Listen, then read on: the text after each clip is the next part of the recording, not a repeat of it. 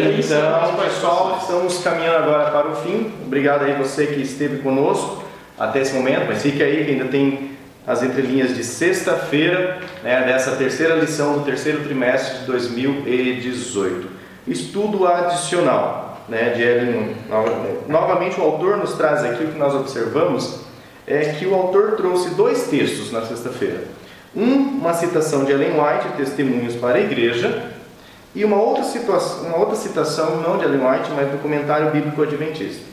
E aí, entre linhas que nós queremos, né, iniciar um pouquinho a discussão, é que às vezes os dizeres de Ellen White, eles são escatológicos ou eles são repreensivos, hein?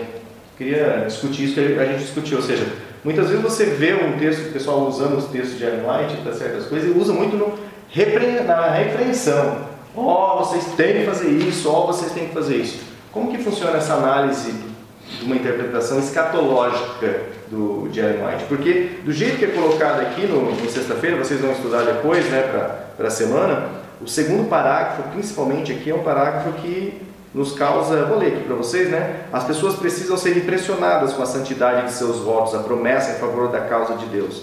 De maneira geral, não se considera que essas promessas sejam tão obrigatórias quanto uma nota promissória feita de um ser humano para outro. Mas será que uma promessa é menos sagrada e obrigatória por ter sido feita a Deus? Por lhe faltarem alguns termos técnicos de seu cumprimento não ser obrigatório por lei, o cristão desconsiderará a obrigação na qual empenhou sua palavra? Nenhuma nota ou compromisso legal é mais obrigatório do que uma promessa feita em favor da causa de Deus. Ou seja, você prometeu, você tem que cumprir? Vamos organizar indicativo primeiro. Vamos organizar um pouco. Duas coisas, nós falamos, são duas coisas diferentes. Primeiro, aqui na parte de sexta-feira, o autor da edição, Paroski, ele coloca a passagem de Ellen White, obviamente, que não estão no contexto de Ananias e Safira. Não estão provavelmente no contexto de Ananias e Safira. E nós devemos tomar um certo cuidado para a gente não entender o seguinte: veja bem, olha lá Ananias e Safira. Então, se eu fizer um voto para Deus e eu não cumprir, eu vou ser fulminado agora. O momento era diferente, o sentido era diferente e o juízo compete a Deus. Isso. Eu não sou ninguém para entender o critério do juízo divino. Minha posição diante de Deus não é da posição de juiz. Minha posição diante de Deus é a posição de réu. E aí a gente olha para Deus com muito mais humildade, né? Obviamente que, se foi feito um julgamento, temos que fazer o possível para cumprir esse julgamento. Mas eram situações, eram eventos distintos, estava acontecendo algo distinto. Contextos diversos. Contexto histórico, vamos dizer assim, diverso. Nós estamos falando lá atrás dessa história de um chuva temporâneo. Veja bem, não propriamente essa igreja, mas esse renovo da esposa, esse banho, vamos dizer assim, que ela está dando, essa repaginada, vamos dizer assim, da esposa, porque efetivamente há uma repaginada, efetivamente estava acontecendo. E o Espírito Santo estava efetivamente trabalhando nesse banho, né? E pessoas ali que não estivessem com este Espírito precisavam ser impedidas de corromper esse ministério. Por isso que houve essa atuação. Isso obviamente continua sendo na textura aberta. O Paroski, inclusive na lição, ele desenvolve esse mesmo raciocínio, só utilizando o jogo de linguagem da igreja primitiva, que não é um jogo de linguagem errado. Você só tem que perceber que são jogos de linguagem que pode trazer conclusões se você começa a desenvolver raciocínios e criar a premissa média, a premissa 1, 2 e 3 a partir daquilo. Pode chegar num beco complicado. Você pode acabar desembocando em equívocos, né? Mas não está errado propriamente. Agora, o que a gente quer enfatizar aqui na sexta-feira? O que a gente quer enfatizar é o seguinte: vamos tomar esse cuidado com essa comparação, dessa aplicação dessa passagem do final, com uma análise a ferro e fogo com aquilo que aconteceu com Ananias e Safira naquele período. No final dos tempos, inclusive no comentário final, é feito muito essa comparação entre o que aconteceu lá no derramamento da chuva temporã com o que irá acontecer no derramamento da chuva serôdia. A gente tem chuva temporã aqui em Shavuot, do Pentecostes, e a gente tem chuva serôdia lá em Sukkot. Sukkot é a última festa, quando o Mashiach volta para pegar a esposa, para levar o seu povo. Então, muito provavelmente, situações similares irão acontecer por ocasião do derramamento da chuva serôdia. Todos os Ananias e Safiras serão removidos do movimento. Mas não significa que porque eu atrasei meu pacto, que eu tenho, esse assim. E não significa que eu vou sair atirando pedra no povo para separar joio de trigo. Quem separa joio de trigo é Deus. Quem separa joio de trigo é Deus. No sentido escatológico, daquilo que o Lúcio falou, só um indicativo que eu considero importante, né? Existem várias menções do Espírito de Profecia, não temos aqui tempo para ler todas elas, mas que apontam assim, o caráter dos últimos tempos deve ser assim. Sim, você deve fazer isso para a volta do Senhor. Você deve se preparar dessa e dessa forma. E muitas vezes, numa leitura extremamente meritocrática, porque nós temos essa angústia, o que eu preciso fazer, Senhor? O que eu preciso fazer, Senhor? Então, muitas vezes, numa angústia assim, a gente olha para esses textos e pensa assim, eu preciso fazer isso para que Jesus volte. Ou seja, a volta de Cristo depende do que eu faço. Não é o cachorro que balança o rabo. É o rabo que balança o cachorro. Então, eu preciso fazer isso, eu preciso agir assim, eu preciso ter esse caráter para que a volta de Jesus venha. Não é isso. O que é então? As pessoas que estarão salvas no tempo que Jesus vier, terão esse caráter. No tempo do derramamento da chuva serôdia, acontecerá isso. Na vinda do Senhor, os que estiverem aguardando Ele estarão assim. Então significa que Jesus vem com Alexandre ou sem Alexandre. A data da vinda do Senhor, só o Pai o sabe. Quem disse isso foi Jesus. Não é eu que vou produzir a vinda do Senhor. Mas, no momento da vinda do Senhor, se eu quiser estar entre os salvos estarão vivendo desse jeito. Os salvos não serão salvos porque estão vivendo desse jeito também. Isso é importante. Os salvos serão salvos pelos méritos de Cristo Jesus. Mas aqueles que desenvolveram a emuná, a fé operante em Cristo Jesus, esses têm a fé operante e a fé operou transformação neles. O caráter deles será assim. O Alexandre falou, fé operante. Emuná é fé operante. Emuná é um conceito bíblico que não se resume a uma assim, não dá de traduzir como crença. Como crença, como convicção. Não, é uma fé operante. Então, a questão aqui, que a gente tem que entender aqui, esse movimento, vamos dizer assim, lá atrás, é um movimento escatológico, há um outro movimento escatológico lá na frente. Agora, o ponto que deve se destacar também aqui, para a gente encerrar, é a brevidade da vinda do Messias. 2.000 anos, 3.000 anos, para Deus é nada. A nossa vida, isso o próprio texto bíblico traz, aqueles que são mais robustos, aqueles que são mais fortes, vivem 70, 80 anos. O Messias vem para aquela pessoa que morreu hoje. O Messias vem para aquela pessoa que vai morrer amanhã. Então nós não temos que ficar pensando sobre o ponto de vista da humanidade, quando o Messias vai criar um alarmismo, vai criar tempos alarmistas. O Messias, em função da limitação da expectativa de vida humana, o Messias volta muito breve. A vida ela passa muito rápido. Eu me lembro quando minha idade ela não tinha 2 dígitos. Hoje em dia já tem 2 dígitos. E para mim o tempo passava muito mais devagar quando ela dificilmente chegamos aos 3 dígitos. E depois, quando ela chega a 2 dígitos, o tempo começa a passar tão rápido, a gente tem essa noção de brevidade. Então o Messias volta breve, sim. Uma última observação ainda, e com essa eu encerro minhas participações, os discursos de Pedro.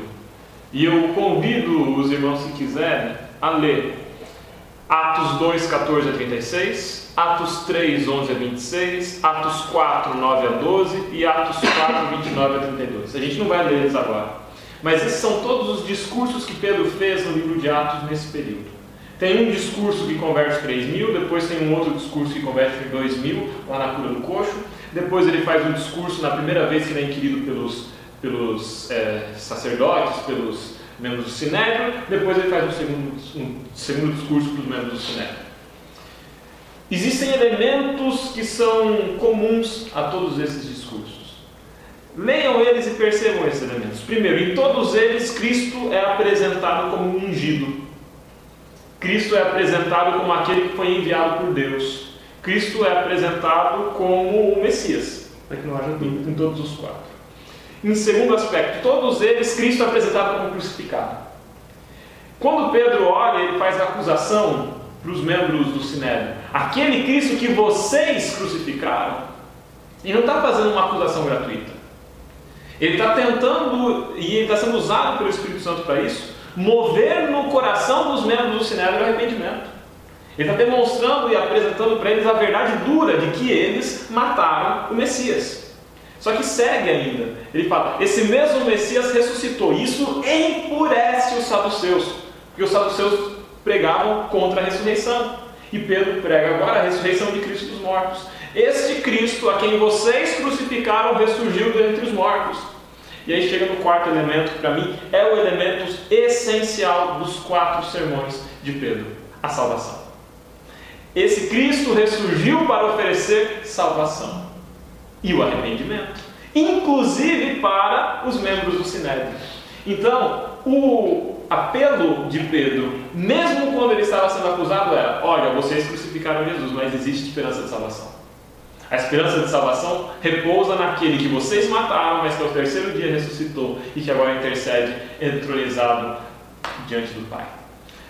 O mesmo apelo e a mesma mensagem de Pedro é a nossa mensagem hoje. A esperança da salvação em Cristo Jesus, um Cristo que é o Messias, que foi crucificado, que ressuscitou e que agora nos oferece a salvação pelos seus méritos. Essa mensagem do Evangelho ela está presente em todos os sermões de Pedro, e é por isso que os sermões de Pedro eles puderam, movidos pelo Espírito Santo, ser tão úteis no avanço da obra e da pregação do Evangelho. Eles pregavam a mensagem da salvação em Cristo Jesus.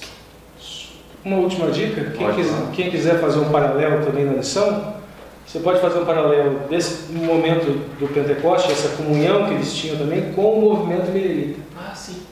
Com o movimento milerita, que também é um movimento escatológico, um movimento profético. Então, esses 3 movimentos a gente pode estabelecer um paralelo durante a lição. Agora vamos encerrar, pessoal. Vamos encerrar, eu estou tentando contactar aqui a Edilza, foi a primeira que se conectou conosco.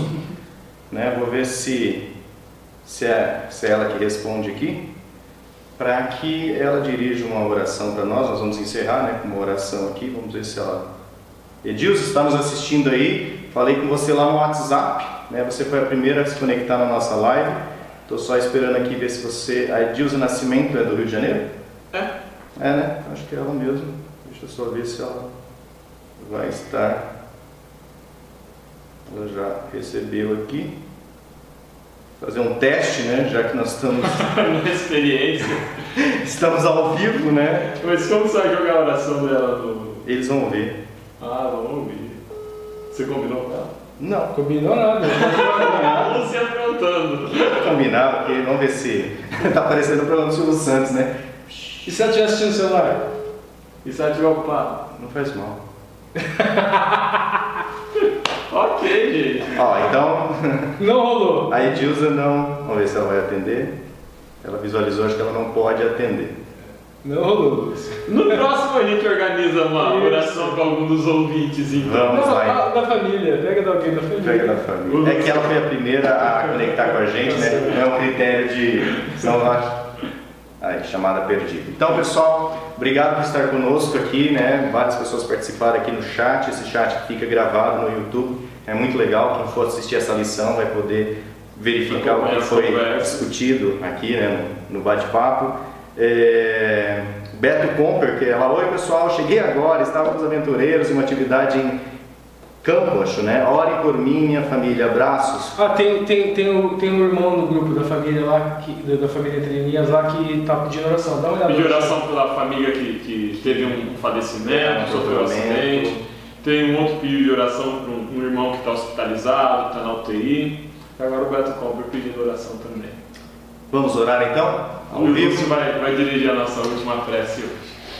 Oremos. Senhor Deus, nosso Pai, nosso Criador, obrigado, Senhor. Obrigado pelo talento que o Senhor nos deu, Senhor, de poder falar, de poder ouvir, de poder enxergar. Obrigado por Tua Sagrada Palavra, pelas lições que o Senhor tem imprimido aqui nessa história dessa humanidade, e que podemos aprender muito com essas lições, Senhor. que nós possamos aprender com os erros, que nós possamos ser sábios, possamos olhar para o passado, aprender as lições que lá estão sendo ensinadas a cada um. Que o Senhor ajude, ó Pai, esses familiares, cada pessoa inscrita no Entre Linhas. São milhares de pessoas, desde o norte até o sul do país, que estão ligados, que estão buscando estudar mais a lição, estão buscando entender melhor, estão buscando instrução, ó Pai, na Torá. A Torá que é o Senhor, que é o autor, Senhor. Por isso, ó Pai, nos conceda essa bênção, a bênção de entender o que está escrito, a bênção de entender os Teus planos, ó Pai. Que nós possamos, ó Pai, ver cada vez mais as Tuas mãos nas nossas vidas, ver as Tuas mãos guiando os nossos caminhos, e quer nós vivamos muito ou pouco tempo aqui, que nós vivamos na Tua paz, e que ao abrirmos os olhos, ó Pai, daquele grande dia, nós possamos ver Jesus voltar. Venha, Senhor, nos buscar, é a nossa maior esperança. Esteja confortando o coração daqueles que perdem temporariamente seus entes queridos, mas que tenham a certeza que na manhã da grande ressurreição todos nós estaremos juntos, Senhor. Dá-nos agora, ó Pai, uma feliz semana para aqueles que já estão curtindo a nova semana. Tem pessoas espalhadas por todo mundo aí que poderão estar assistindo esse vídeo. Que sempre nos dê dias, ó Pai, cada vez melhores, mais próximos de Ti. Amém. Isso lhe rogamos, não porque merecemos, mas em nome de Cristo Jesus. Amém, Senhor. Amém. Pessoal, um abraço então a todos. Opa, alarme. Achei que era Edilza. É o alarme. Um abraço a todos, pessoal. Então a live ainda vai continuar até nós desligarmos todos os equipamentos aqui, mas muito obrigado pelo apoio, pelo carinho, e que todos nós cresçamos aí na palavra de Cristo Jesus. Tchau, tchau. Um abraço e feliz semana. Dando sol agora, primeira feliz semana que a gente acerta. Tchau a todos. Na tampa. Feliz semana.